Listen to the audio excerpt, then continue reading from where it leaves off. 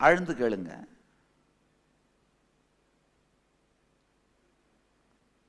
பணம் நம்ம வாழ்க்கையோட ஒரு முக்கியமான பாகம்னு நாமெல்லாம் நம்புறோம்.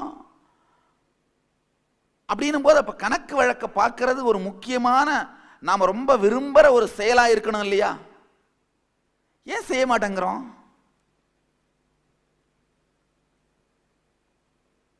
செய்ய மாட்டேன்றோம் பாருங்க.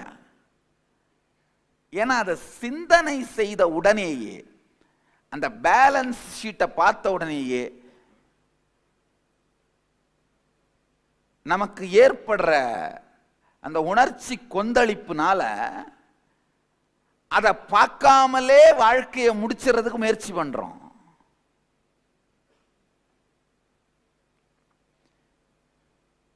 இத்தனை பேருக்கு பொறி தட்டுது, ஆஹா கரெக்ட் தானே, நான் அக்கௌண்ட்ஸே பார்க்கறது இல்லையே, வரவு செலவே பார்க்கறது இல்லையே. உண்மை.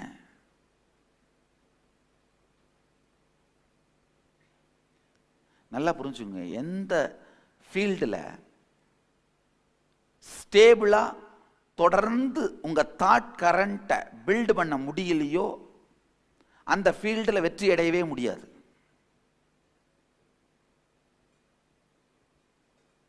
எதுவா இருந்தாலும் சரி, doctor, engineer, lawyer, politician, social leader, cinema artist, இல்ல சமூக சேவகர்கள், எந்த துறையாகட்டும், அந்த துறையில தொடர்ந்து நம்முடைய தாட் கரண்ட்டை பில்ட் பண்ண முடியணும். ஏற்கனவே இருக்கிற ட்ரெண்டுக்கு பிரேக் த்ரூ கொடுக்க முடியணும்.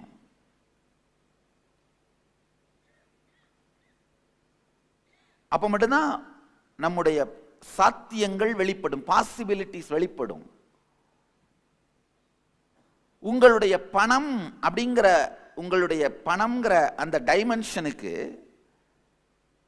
நீங்க உங்க அட்டென்ஷனோ டைமோ கொடுக்கறதுல மட்டும் இல்ல, கொடுக்க விரும்புறதும் இல்லை. ஃபோர்சிபிளா இந்த பேங்க் பேலன்ஸ் ஜீரோ வந்து இடிக்கும் போது, இல்ல பீரோல பணம் இல்லாத போது, நம்ம நாடு 3 டயர் எக்கானமி நம்ம நாடு. அது ஹஸ்பண்டுக்கு தெரிஞ்சு கவர்மெண்ட்டுக்கு தெரிஞ்சு அது ஃபர்ஸ்ட் டயர், ஹஸ்பண்டுக்கு தெரிஞ்சு கவர்மெண்ட்டுக்கு தெரியாம அது செகண்ட் டயர், மனைவிக்கு தெரிஞ்சு ஹஸ்பண்டுக்கும் தெரியாம கவர்மெண்ட்டுக்கும் தெரியாம அது தேர்ட் டயர். நம்ம வந்து 3 டயர் எக்கானமி. இல்ல எப்போ பேங்க் பேலன்ஸ் காலி ஆகுதோ அது ஃபர்ஸ்ட் டயர், பீரோ காலி ஆகுறது செகண்ட் டயர், பீரோக்கு கீழே இருக்கிற சீக்ரெட் லாக்கர்ஸ் காலி ஆகுறது தேர்ட் டயர். காலி ஆகும் போது மட்டும்தான் ரியாலிட்டியை ஃபேஸ் பண்றோமே தவிர, அதுக்கு முன்னாடியே அது சார்ந்து நம்முடைய தாட் பேட்டர்ன்ஸ் ஓடுறதே இல்லை. இன்னொரு பெரிய கொடுமை என்னன்னா, இந்த கணக்கு வழக்கு பார்க்காம இருக்கிறத பெருமையா நாம நம்ப வேற ஆரம்பிச்சிட்டோங்கய்யா. நம்ம என்ன பண்ண ஆரம்பிச்சிட்டோம், நான் அதெல்லாம் பார்க்கறதே இல்லை சாமி. என்கிட்ட பல பேர் சொல்லுவாங்க, இல்ல எல்லாத்தையும் துறந்தவர்கள் கணக்கு வழக்கு பார்க்காம இருக்கிறது தப்பு இல்லை. ஆனா செல்வத்தை உருவாக்கி பெருக்கி வாழணும்னு நினைக்கிறவங்க என்ன பண்ணித்தான் ஆகணும், பார்த்துத்தான் ஆகணும். இப்ப எதுவுமே வேணான்னு விட்டவங்க பார்க்கணுன்ற அவசியம் இல்லை. ஆனா அந்த மாதிரி விட்டவங்களே ரொம்ப ப்ராப்பரா பார்த்துட்டு இருக்காங்கன்னு என் பக்தர்களுக்கு தெரியும். 347 ஆசிரமத்தில் எத்தனை டம்ளர் இருக்கு, எத்தனை தட்டு இருக்கு. நேற்று ராத்திரி நான் போய் கிளாஸ்ல இருந்து போனப்போ மணி 2ன்னு நினைக்கிறேன், 2ஆ 4ஆ, அது எத்தனை மணியோ. அதுக்கு பிறகு டெய்லி அக்கௌண்ட்ஸ் பார்த்து முடிச்சு சைன் பண்ணி முடிச்சுட்டு தான் என்னுடைய ரெஸ்ட்டுக்கு போனேன். இன்னைக்கு விடிய காலை வரைக்கும் மொத்த ஆர்கனைசேஷன், உலகம் முழுக்க இருக்கிற அத்தனை ஆர்கனைசேஷனோட அக்கௌண்ட்ஸும் என்னால் நம்பரை சொல்ல முடியும்.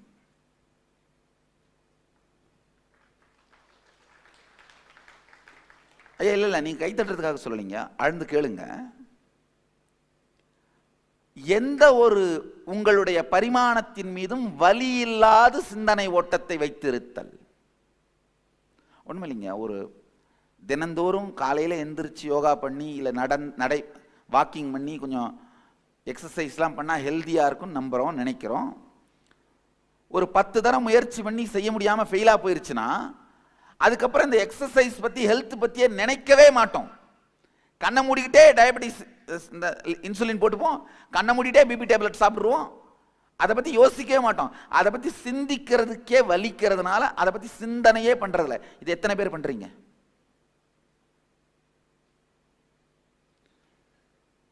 எந்தெந்த உங்க ஹெல்த்துங்கிறது உங்களுடைய ஒரு பரிமாணங்கயா, உங்களுடைய வெல்த்ங்கிறது உங்களுடைய ஒரு பரிமாணம், உங்களுடைய கம்ப்ளீஷன் அதாவது ஃபுல்ஃபில்மெண்ட், முழுமையாக நீங்கள் உங்களை உணர்தல், அது உங்களுடைய ஒரு பரிமாணம். எந்தெந்த பரிமாணத்திலெல்லாம் நீங்கள் சிந்திப்பதற்கு தயங்குகிறீர்களோ பின்வாங்குகிறீர்களோ அங்கெல்லாம் ஏழையாக இருப்பீர்கள், அங்கெல்லாம் ஏழ்மை உங்களோடு இருக்கும். நல்லா புரிஞ்சுக்கோங்க, தனம் அப்படிங்கிறது பணம் மட்டுமல்ல, பணமும் உங்களுடைய எந்தெந்த ஃபீல்டிலெல்லாம் நீங்க சிந்திக்க மறுக்கிறீர்களோ அந்தந்த ஃபீல்டிலெல்லாம் வறுமை இருக்கும். சில பேர் இந்த சுற்றி இருக்கிற மனிதர்களோடு உறவுகளை பற்றி சிந்திக்கவே மாட்டாங்க, எல்லாரையும் டேக்கிங் இட் ஃபார் கிராண்டட். வீட்டில் இந்த ஷூ கழட்டி வைக்கிற இந்த ஸ்டாண்டு நம்ம வாங்கி போட்டோம்னா அது பாட்டுக்கு இருக்கும், அதை ஒன்றும் மெயின்டைன் பண்ண வேண்டியதில்லை. அதே மாதிரி தான் ஒர்க்கர்ஸையோ இல்லை ஃபேமிலி மெம்பர்ஸையோ ட்ரீட் பண்ணுவோம், அது பாட்டுக்கு இருக்கணும், அவ்வளோதான். நான் வேணும் போது கழட்டி கோட்டை மாட்டிப்பேன் இல்லை ஷூவை மாட்டிப்பேன், வேணானும் பொழுது நான் பாட்டுக்கு அதை எடுத்து போட்டு போய்கிட்டே இருப்பேன், அது பாட்டுக்கு ஆனால் ஷூ ஸ்டாண்ட் மாதிரி இருக்கணும். ஒரு ஃபர்னிச்சர் மாதிரி மனிதர்கள் உங்களை சுற்றி இருக்கணும்னு நினைக்கிறதும் இந்த உறவுகளை உயிரோடு வைத்திருக்கின்ற அந்த பரிமாணத்தில் உங்கள் சிந்தனை ஓட்டம் இல்லாமல் பார்த்துக் கொள்வது.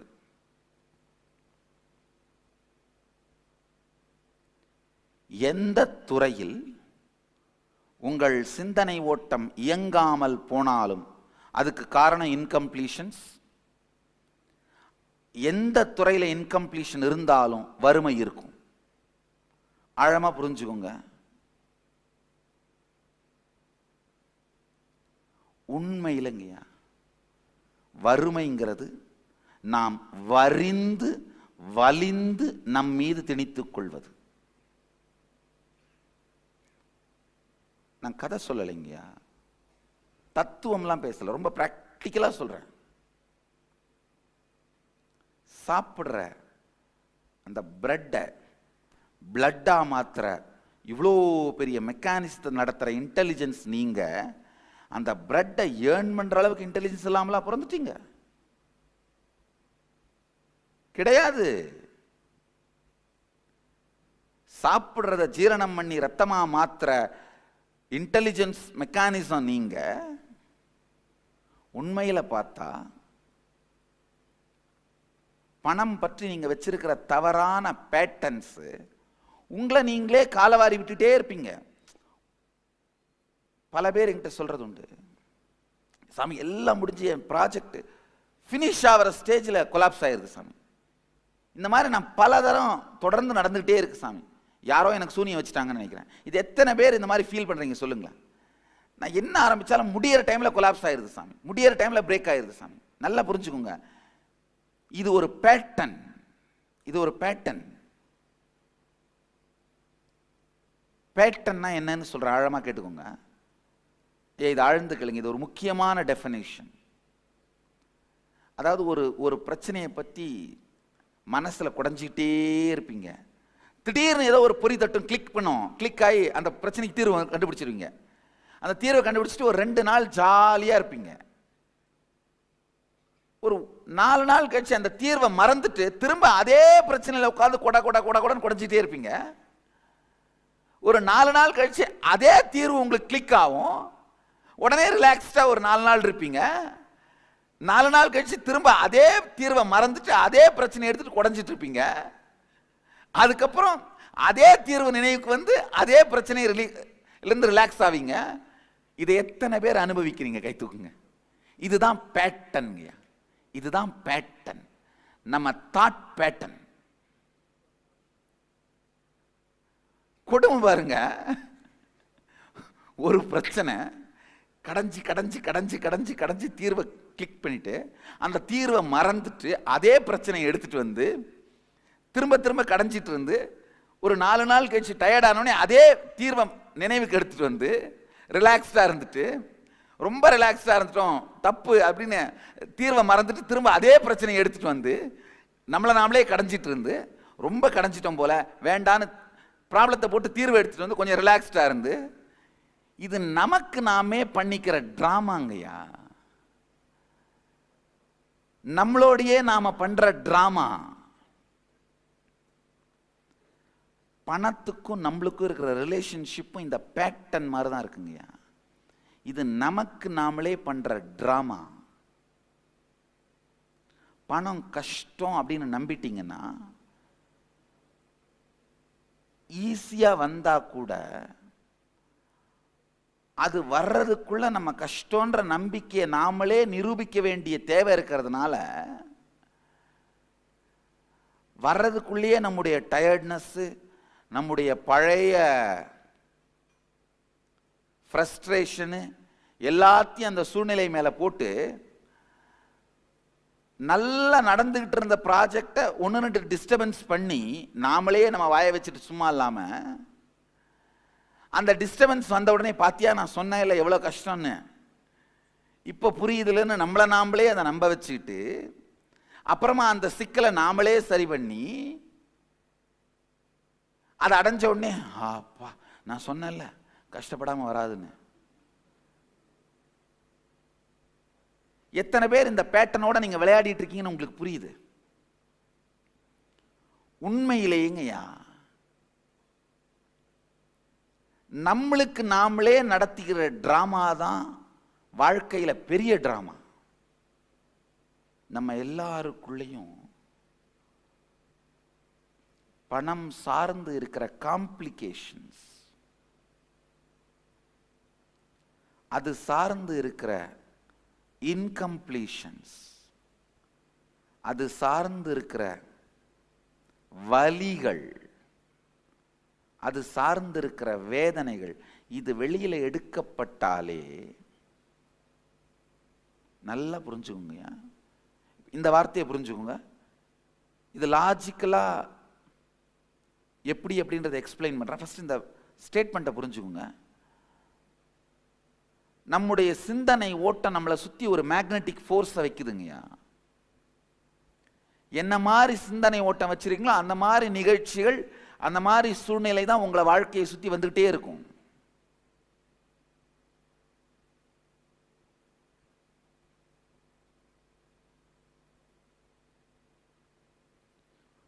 உள்ளுக்குள்ள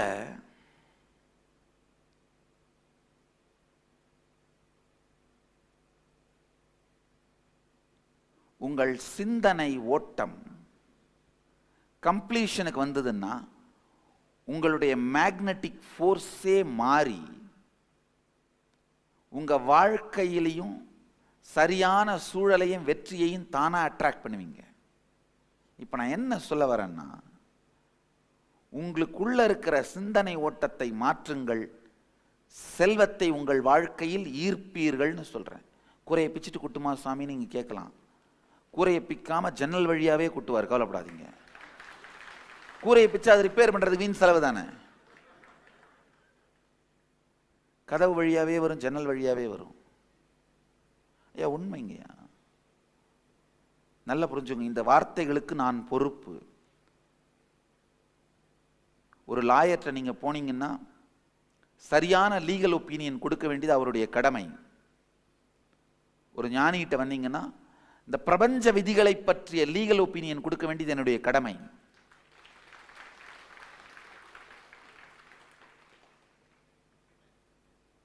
இந்த பொறுப்பிலிருந்து சொல்கிறேன், இந்த வார்த்தைக்கு நான் பொறுப்பு. அது மட்டும் இல்ல, நான் சொல்ற வார்த்தையை நீங்கள்லாம் போய் கடைபிடிக்க போறீங்கன்ற அந்த பொறுப்பையும் பார்த்துவிட்டு சொல்கிறேன். இந்த ஏதோ டிவி சேனல் மாற்றும் போது திடீர்னு நித்யானந்தர் தெரிஞ்சாருன்னு பார்க்குறவங்கலாம் நான் சொல்கிறத கேட்பாங்க, கேட்க மாட்டாங்க, வாழ்வாங்க, வாழ மாட்டாங்க, அது வேற. ஆனால் எல்லாவற்றையும் மீறி இங்கே வந்து இந்த ஹாலுக்குள்ளே உட்காந்துருக்க, இந்த ஹாலுக்குள்ளே அவ்வளோ ஈஸியாக வர முடியாது. அந்த காலத்துலலாம் இமாலயாவுக்கு தேடி போகணுங்க, ரொம்ப கஷ்டப்பட்டு இமயமலை தேடி போகணும். இப்போவும் ஆக்சுவலாக என்னை சுற்றி ஒரு இமேஜினரி இமயமலையை உருவாக்கி தான் வச்சுருக்கேன். அதாவது ராங்கான பிராண்டிங், இந்த டிஃபமேஷன், இந்த அட்டாக் எல்லாமே பார்த்தீங்கன்னா இமயமலை மாதிரி தான். இதை தாண்டி உள்ள வந்தீங்கன்னா தான் இங்கே வந்து உட்கார முடியும். இதெல்லாம் தாண்டி, அதாவது இதை தாண்டி உள்ள வரணும்னா அதை தாண்டி யோசிக்கிற ஆழம், இதை தாண்டி பார்க்க முடிகிற ஆழம் இருந்தால் மட்டும்தான் உள்ள வர முடியும். நேற்று ஒரு அம்மா சொல்லிட்டு இருந்தாங்க, எனக்கு ஐடியா கொடுத்துட்டு இருந்தாங்க, நீங்கள் ஏன் பெரிய சென்னையில் ஒரு கான்ஃபரன்ஸ் போட்டு இந்த தேர்ட் ஐ பிளைண்ட் ஃபோட்டோலாம் காட்டக்கூடாது அப்படின்னு. யாருமா?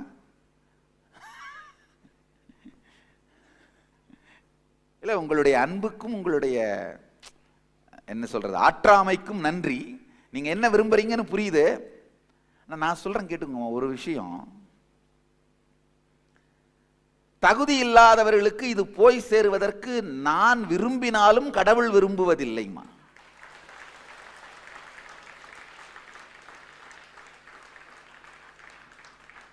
யார் வந்தாலும் கொடுத்துட்டு தான் உட்கார்ந்துட்டு இருந்தம்மா. நான் பாட்டுக்கு சிறுபிள்ளை மாதிரி உட்காந்து சிரிச்சுக்கிட்டு விளையாடிட்டு ஆடிட்டு பாடிக்கிட்டு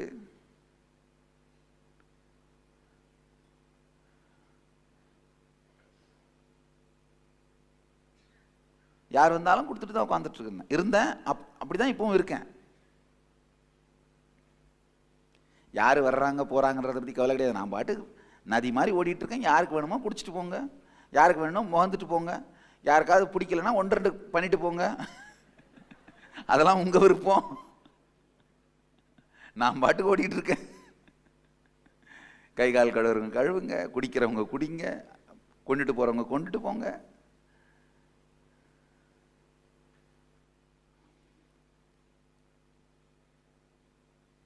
ஒரு சமூக ரீதியான வெளி உலகம் சார்ந்த வெற்றிகளை மனிதர்கள் அடைவதற்கு வழிகாட்டுவதும் அதற்காக சக்தியை அளிப்பதும் தவறில்லை. ஆனா அந்த மனிதனுடைய வாழ்க்கையின் இறுதி நோக்கம் தெளிவா இருந்தா, அந்த இறுதி நோக்கமே தெளிவில்லாத ஒரு கும்பல்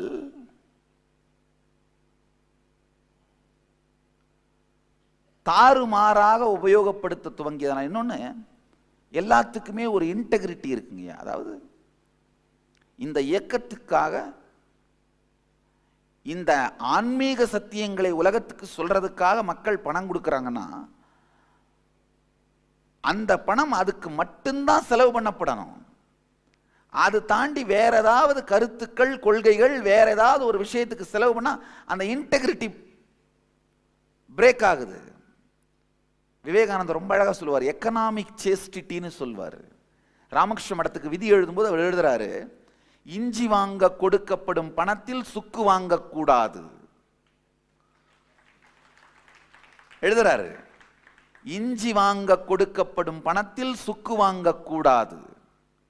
எக்கனாமிக் சேஸ்டிட்டின்னு சொல்றாரு. அத பொருளாதார கற்பு, என்ன வார்த்தை யூஸ் பண்றாரு பாருங்க, பொருளாதார கற்புன்ற வார்த்தை யூஸ் பண்றாரு. தகுதி இல்லாமல் இந்த சக்தியை மட்டும் பெற்றால் அவர்கள் அசுரர்களாக மாறிவிடுகிறார்கள். புத்தி வராமல் சக்தி வந்தா ராட்சசர்கள் ஆயிடுவாங்க. சக்தி வரும் பொழுதே புத்தியும் வந்து விட்டால்தான் தெய்வங்களாக வாழ்வார்கள்.